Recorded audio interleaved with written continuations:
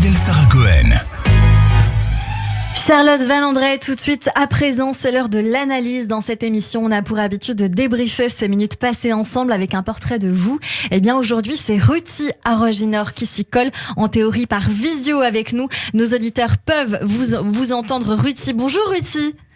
Bonjour Cyrielle, bonjour Charlotte. Et bonjour. puis bien évidemment, tous ceux qui sont en Facebook live peuvent vous voir. Alors dites-nous tout, qu'est-ce que vous avez noté dans votre bloc-notes ? Déjà, vous êtes dans une très belle pièce. Merci. Alors je tiens à dire, petit message perso, que Ruti, si vous la suivez sur les réseaux sociaux, elle a une déco incroyable dont je suis très jalouse. Et à chaque fois, je laisse des petits commentaires. En tout cas, vous êtes les bienvenus. Vraiment, je serais ravie de vous recevoir pour poursuivre tout ce que j'ai pu entendre et qui m'a énormément inspirée, beaucoup touchée. Je retiens énormément de choses que je vais entendre dans mes accompagnements, puisque j'interviens aussi dans l'accompagnement de personnes qui font face à des maladies longues. Des maladies lourdes et très vite on aborde ce sujet quand vous dites, Charlotte, que par rapport à votre carrière, votre évolution professionnelle, effectivement la santé, les soins ont un impact considérable, puisque on sent qu'il y a des choses qui changent intérieurement, et même si des fois ça se voit pas extérieurement, intérieurement, c'est un tsunami, c'est un vrai bouleversement.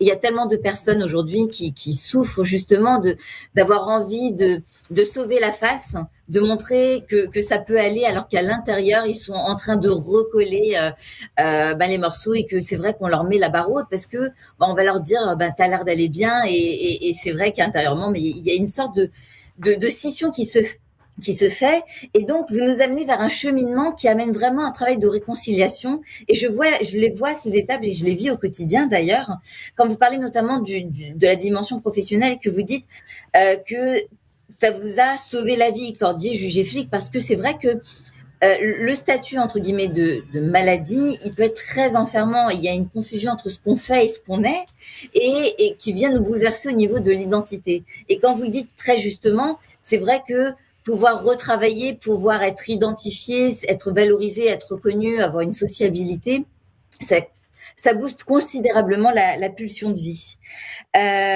Puis c'est vrai qu'il y a tellement de choses qui se posent. Vous parlez de la culpabilité. C'est vrai que la notion de culpabilité, on va la ressentir aussi énormément. Elle est très puissante. Le cerveau, il va se mettre en mode solution. Il va se dire, bien, si je suis pas capable de trouver une solution, quelque part, voilà, c'est de ma faute. Je suis responsable. Je suis coupable. Qu'est-ce qui cloche en moi? Qu'est-ce que j'ai fait pour en arriver là? Et puis, vous nous amenez après, vers quelque chose qui est magique. Quand je dis magique, c'est au niveau des neurosciences, la capacité de s'émerveiller. On dit d'ailleurs que l'émerveillement ouvre ce qui est fermé.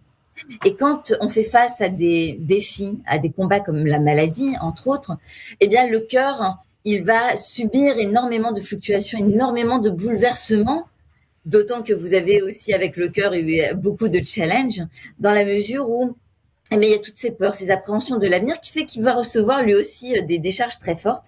Et on le sait, la capacité de s'émerveiller, c'est comme un massage cardiaque.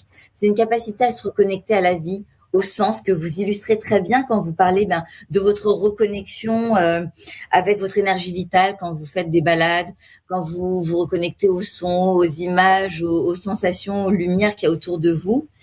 Et puis les saisons avec ces cycles de la vie, effectivement, la vie est rythmée par des transitions, et les saisons sont à l'image de ce qu'on peut vivre aussi. On a tendance parfois à l'oublier, mais c'est vrai qu'à certaines périodes, on peut avoir l'impression d'être dépossédé de tout ce qu'on a, mais la sève continue de circuler, et c'est des messages que vous nous envoyez qui sont très forts.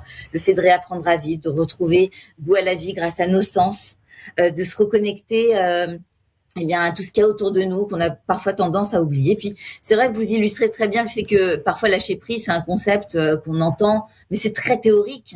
Et dans le sens pratique, c'est voilà, qu'est-ce que je fais? Je lâche prise concrètement, je lâche la branche et je me laisse partir dans le vide. Non, on lâche prise par rapport à des choses qui nous enferment. Exactement. Mais ça peut être très dur, et effectivement, quand vous nous amenez vers ces messages tels que l'émerveillement, eh ben, il va se passer des déclencheurs intérieurs, des interrupteurs qui vont pouvoir allumer des voyants intérieurs et nous amener à revoir d'autres choses qu'on voyait plus. La posture du corps aussi, quand vous dites, voilà, j'ai envie de retomber amoureuse, et je vous le souhaite pour très bientôt. Quand on va pas bien, on a tendance à regarder ses pieds, et on sait aujourd'hui que regarder au loin, ça va aussi booster la pulsion de vie. Donc, merci pour tous ces messages. Merci. Merci beaucoup, Ruthie Arreginor. Merci beaucoup pour votre regard. J'ai fait beaucoup de yin yoga aussi, parce que j'ai oublié de dire ça. Ça m'a beaucoup aidé aussi. Merci, Ruthie Arreginor, psychologue spécialisée en neurosciences, à retrouver sur Doctolib et à l'Institut Raphaël, fondé par Alain Toledano. À mardi prochain, bien sûr, sur Radio J.